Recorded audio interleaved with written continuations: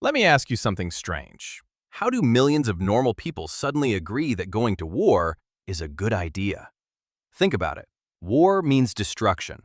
War means people dying. War means entire cities being wiped out. And yet, throughout history, millions of ordinary people have supported it. So here's the disturbing question.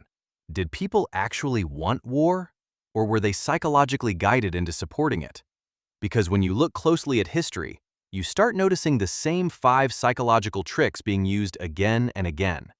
And once you see them, you can't unsee them. Trick 1. Creating the enemy.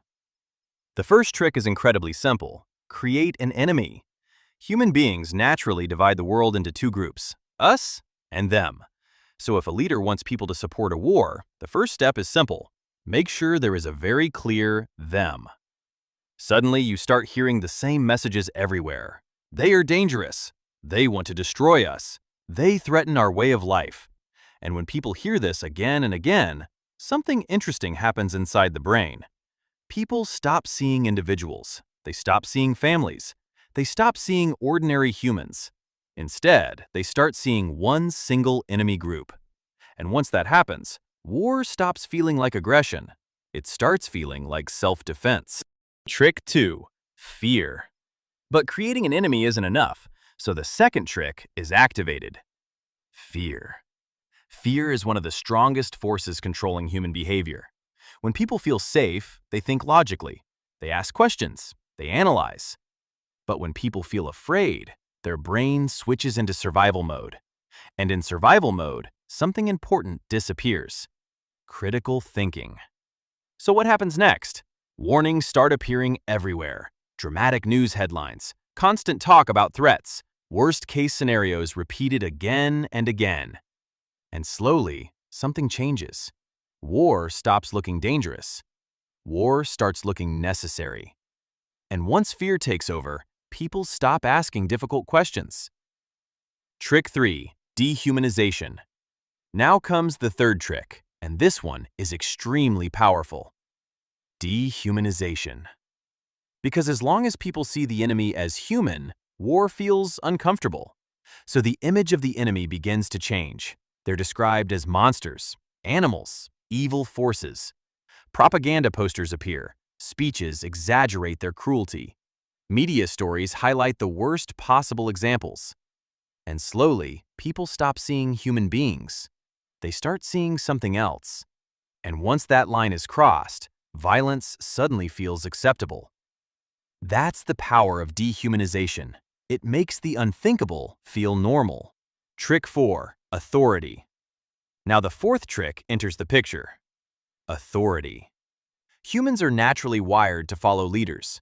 When someone in power speaks with confidence, many people assume they must know something we don't. So when a leader says, "This war is necessary. This is for our survival. This must be done," most people don't question it. They obey. Psychology experiments have shown something surprising. Ordinary people can do things they would never imagine doing simply because an authority figure told them to. And when obedience combines with fear, propaganda, and an enemy image, millions of people can end up supporting something they never would have supported on their own. Trick 5. The cycle of war. But the most dangerous trick appears after the war begins. The cycle of war. Because once war starts, it feeds itself. Fear grows, hatred grows, propaganda spreads faster than ever. Every act of destruction becomes new proof that the enemy is evil. And the more destruction that happens, the more people believe the war must continue. Soon, even ordinary citizens begin thinking the same thing. We have no choice. We must continue. And just like that, war becomes a loop. A cycle of fear, obedience, propaganda, and dehumanization. And once that cycle begins, it becomes incredibly difficult to stop, unless people understand what's happening. Ending. So the next time you see a war starting somewhere in the world, pay attention. Are leaders creating an enemy? Are they amplifying fear? Are they dehumanizing the other side? Are people blindly following authority without questioning it? Because understanding these psychological tricks doesn't just explain history, It helps us recognize manipulation in the present.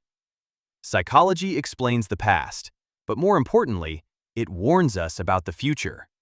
The real question is this: will we recognize the pattern before it happens again? If this video made you think, share it, because the more people understand the psychology behind war, the harder it becomes to manipulate them. And if you want more videos that uncover the hidden psychology behind human behavior, subscribe. Because once you start seeing the psychology behind things, the world suddenly makes a lot more sense.